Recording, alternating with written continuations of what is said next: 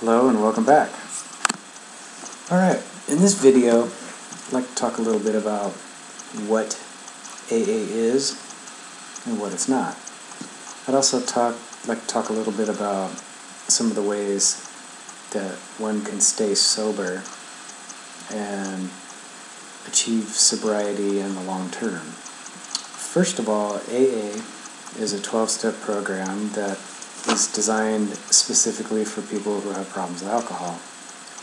The AA program was first started in 1935 in Akron, Ohio, between a man named Bill Wilson, who was the founder, and Dr. William Silkworth. Now, these two men met while Bill was on a road trip, and Bill was shaky because he was in early sobriety, and he found that in order to stay sober, he needed to work with other alcoholics. So he was on this business trip, and while he was at the hotel, he was feeling kind of shaky and was trying to decide whether to go hang out in the nightclub or find some other way to keep himself occupied so he wouldn't drink. So he went to the church directory and started calling different churches to find someone who he could talk to that had a problem with alcohol. So he was referred to Dr. Silkworth, and they got together, and the rest was basically history. From that point on, they founded the Fellowship of Alcoholics Anonymous, and then in 1939, the book Alcoholics Anonymous was published. And that book was their early findings on how they got together, how they decided to put the steps together, what they found worked, what didn't, and how to build a framework for other people to use no matter where they were, and make their own meetings, and basically an organization of sorts so that people would be able to achieve sobriety and not have to worry about going into places where alcohol is being served for fear of being tempted. It's once a person has joined AA and established themselves and have a good footing, will be able to say they can go anywhere any other person goes if they have a good reason to be there and not have to worry about being tempted by alcohol, which is good. What AA is a program of recovery for anyone who wants to stop drinking. That's the only requirement for membership, a desire to stop drinking. And it's not rehab, it's not therapy, and it's not some of the other things that you might have heard or seen on TV. It's very, very specific. It's just, here's what we did to stop drinking, and this is how you can use those very same tools that we've used, and this is how you maintain your long-term sobriety. Very simple program, not always easy, but it's simple in nature. Okay, the first, like I mentioned in one of the other videos, the very first thing that a person has to do in order to get started is the admission that there is a problem with alcohol. Now, you don't even have to say that you're an alcoholic at first. You don't have to jump in there and start labeling yourself if you're not comfortable with that. But I just say, for myself, I had to go into it with a very open mind and realize that I'm trying something new, and I can't do it all overnight, and I didn't get to where I was instantly. I didn't go from that happy-go-lucky kid that was drinking and having fun to, getting sick every time I drank or blacking out. It took a long time to get there. It's a progressive type of disease, and sometimes sobriety is progressive. You have to get in there, you have to do some things. There's going to be some good times and bad times, and that's just the way it is. It's called life. So, first thing you need to do is you need to find a meeting. And that's very easy to do because we live in the digital age. There's no excuse to not be able to find out how to get to a meeting, because you can look it up on your favorite search engine. Whatever city you're in, or county, or state, whatever, you just have to type it in AA. And it will pop up a lot of stuff on the web browser for you to look at. But you can also narrow your search by the city that you're in, and then type in your city AA and meetings and search, and it'll come up with whatever's in your area. And it breaks it down by day and time of day, type of meeting. I mean, there's plenty of choices. So again, there's no reason why anybody cannot find a meeting. I mean, they probably even have them online nowadays. So yeah, it's easy to do. White pages, if you're old school and you want to use a telephone, pull out the white pages and look up AA Central, call them up and say, hey, you need to find a meeting, and somebody will be there to assist you. No matter where I go, no matter where I travel, I make sure that where I'm going, I know where the meetings are, because when I was drinking, I sure as hell knew where the nearest bar was going to be. So I have to give my sobriety the same emphasis that I would have if I was out there drinking. If I knew where the bar was, then I know where the meetings are going to be.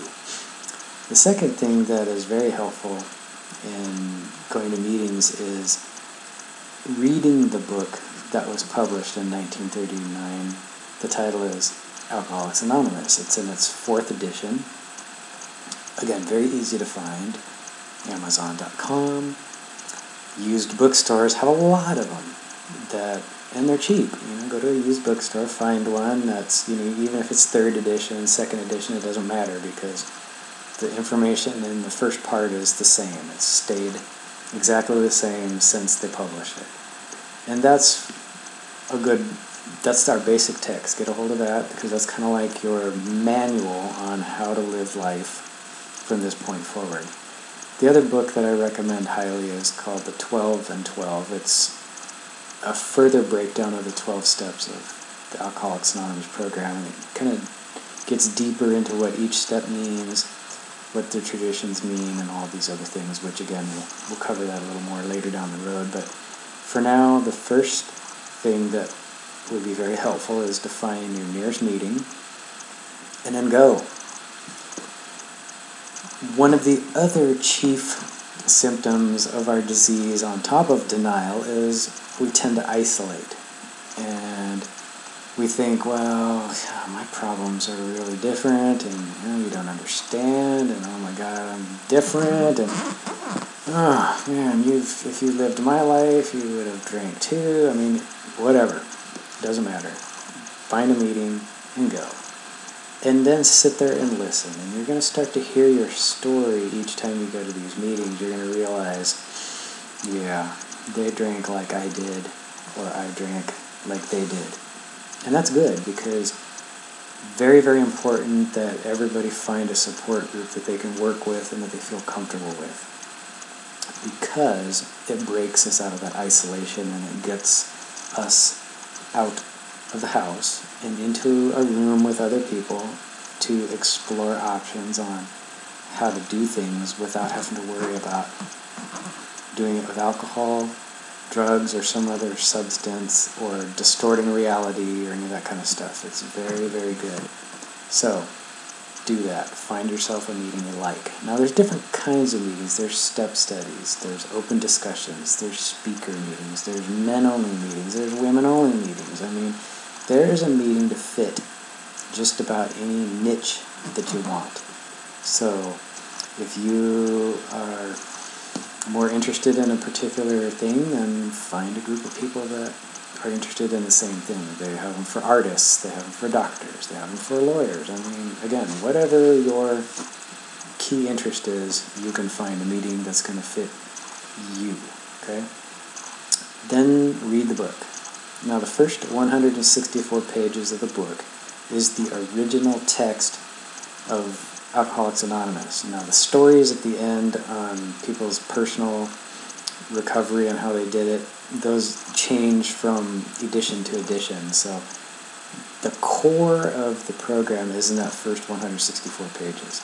And you can tell the language hasn't changed any, because it was written in the 30s, so they use words that are a little different than what we use today. But the meaning is still the same, and they've left it in its original form for a reason, because they don't want us, alcoholics, changing it, because we'll try to find some way to weasel around doing something we're supposed to do, because that's also part of the disease. We're defiant, very sensitive, don't like to be told what to do, and tend to find ways to skirt our responsibilities. That's just part of the disease. And that's normal, and that's okay. It is what it is. You got to know what you're working with up front, so that when you run into this stuff, you're going to realize, hey, okay, that's just the way it is. So you're not beating yourself up thinking, oh man, I got to do this perfectly and I got to do it right. Just do it, okay? Find a meeting, get the book, and start reading it. And then when you start to read the book, find somebody that you are comfortable with. Go to a few meetings, maybe 5, 10, and start to get a good feel for it. And then pick somebody that you think would be a good fit to work with to do the steps, because it's very helpful to do it with another person that's already done them successfully, that can help you avoid some of the pitfalls, or again, thinking that you can do it all on your own and that nobody knows you better than you, and all these other resistances you're going to start to encounter. Just find a person and say, hey, I'm new to the program, would you be my sponsor and help me work the steps? And more often than not, somebody's going to say yes, because again, that's the way the program works. We help each other, and we're always there to extend the hand whenever somebody needs it. Okay, so those are the key, so we'll just keep it those 3 simple things. Key things. 1, find a meeting and go. 2, get the books and read them. And 3, find somebody that you're comfortable with and ask them to help you work the steps. Okay? Just those 3 for now. That's your assignment for now. Find a meeting and go. Don't think about it. Don't write about it or think, maybe I'll do it tomorrow. Just do it. Because, again, the long-term benefits of doing so, if you need to be there, is going to be worth its weight in gold. So I wish you the best, and the next video we're going to talk more about the meetings, and we're going to start touching on the steps and what those steps mean, and some of the experiences that I've had and other people that I've seen in the program have had with these steps, and some of the ways to work them so that you will be successful and stay sober, because that's the whole goal here. Sobriety, and live a happy, functioning life, okay? So, best wishes to you, and again, I look forward to seeing you in the next video, and you have a good one.